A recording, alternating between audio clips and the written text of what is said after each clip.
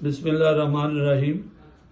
میں تمام اہلیان شکرگڑھ، نورکوٹ، کنجروڑ، اخلاص پور، کوٹ ڈھنا کے اپنے غیور اور بہادر عوام سے گزارش کرتا ہوں کہ آج مورخہ 3 فروری بروز ہفتہ صبح 11 بجے امت مسلمہ کے عظیم رہنما، سابق سینیٹر، امیر جماعت اسلامی پاکستان محترم سراج الحق صاحب ایک بہت بڑے جلسہ عام سے خطاب کر رہے ہیں۔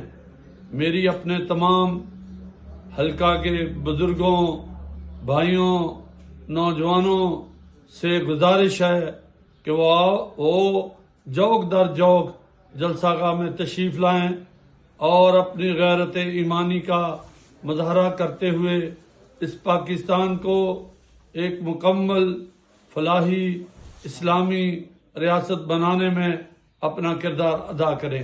جزاک اللہ خیر۔ آپ کی شرکت کا متمنی محمد طلت رشید، حلقہ PP 56، شکرگڑھ۔